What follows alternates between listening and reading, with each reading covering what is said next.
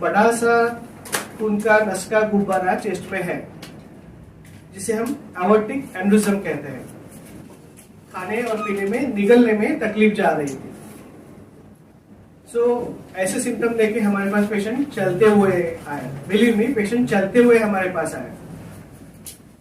जैसे ही हमारे पास पेशेंट आया, इनिशियली हमारे डॉक्टर्स लोग की टीम ने इवेल्युएट किया और अर्जेंटली सीटी स्कैन किया, CT scan of chest. CT scan में हमने देखा कि एक बड़ा सा खून का नस का गुब्बारा चेस्ट में है, जिसे हम एओर्टिक एन्युरिज्म कहते हैं। ये एओर्टा में सबसे बड़ी खून की नस रहती है जो हार्ट से निकलती है। वो एन्युरिज्म जो है, एओर्टिक एन्युरिज्म, वो रप्चर हो चुका था, ब्लीडिंग हो चुकी थी उसकी वजह से। And this is like time bomb in the chest. एक बार फट चुका है तो बार बार फटने के चांसेस बहुत ज्यादा होते हैं। एंड पेशेंट के वॉकिंग हमें टाइम ना ज्यादा करते हुए पेशेंट को इमीडिएटली आईसीयू में लिया। आईसीयू में हमने पेशेंट को सेटल किया एंड हम लोग फर्दर प्रोसीजर के लिए आगे बढ़े। इसमें हमने डी ब्रांचिंग की है, सर्जिकल डी ब्रांचिंग नेक वेसल्स की, और जो एन्युरिज्म है एओर्टा का, उसमें हमने स्टेन ग्राफ्ट डाला हुआ है। ये सबसे बड़ा चैलेंज हमने इस प्रोसीजर में ये था कि स्टेन ग्राफ्ट अरेंज करना। ये स्टेन ग्राफ्ट नागपुर पे अवेलेबल नहीं रहते हैं, हमने मुंबई और दिल्ली से अरेंज करने पड़ते हैं। And patient was having emergency, he could not able to travel to Mumbai और दिल्ली। सो हम 24 आवर्स में हमें ग्राफ्ट अरेंज कर पाए और ये प्रोसीजर कर पाए। ये प्रोसीजर में सर्जिकल जो डी ब्रांचिंग होता है, जो नेक वेसल्स रहते हैं उनका बाईपास करते हैं पहले ऑपरेशन थिएटर में, और पेशेंट फिर शिफ्ट होता है कैथ लैब में। कैथ लैब में इसका हम एंडोवास्कुलर स्टेंट ग्राफ्टिंग करते हैं। Endovascular stent grafting is nothing but a stenting. एक बड़ा सा स्टेंट होता है मेटल का, जो खून की रस जो एओर्टा है उसमें हम डालते हैं और इस एन्युरिज्म को ट्रीट करते हैं।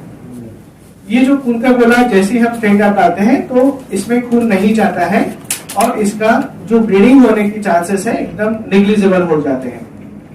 ये stent is nothing but a metal stent, उसके ऊपर कपड़ा चढ़ाया हुआ रहता है, इसे हम कवर्ड ग्राफ्ट बोलते हैं।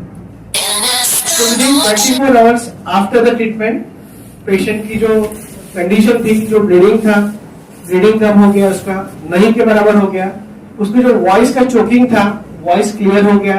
जो उसको सांस लेने में डिफिकल्टी जा रही थी, जो उसे निकलने में डिफिकल्टी जा रही थी, वो खत्म हो गई। And within 24 hours patient was able to walk from outside the ICU. ये एंडोवास्कुलर जो प्रोसीजर है, इसमें सुई का टोक इतना छेद करके पैरों से ही हार्ट की नसों, हार्ट से निकलने वाली नसों, हार्ट की पैर की नसों में जाया जाता है और एंडोवास्कुलर प्रोसीजर की जाती है। इसको हम मिनिमली इन्वेजिव प्रोसीजर्स कहते हैं। इसमें हमें बॉडी के पार्ट्स ओपन करने की जरूरत नहीं रहती है। जैसे ये पेशेंट में हमने पैर से ही एक छोटा सा खून की नस में छेद करके पैर की नसों से जाके जो चेस्ट में एन्युरिज्म था उसमें हमने स्टेन ग्राफ्ट डाला है। बिलीव मी, इसमें हमको चेस्ट ओपन करने की जरूरत नहीं पड़ी है। पैर से ही जाके हमने इसका इलाज किया है, which is a minimally invasive treatment. इसकी वजह से पेशेंट रिज्यूम कर पाया activity and believe me, within 5 days patient was able to discharge from hospital. वो चलते हुए आया और चलते हुए वापस भेजा।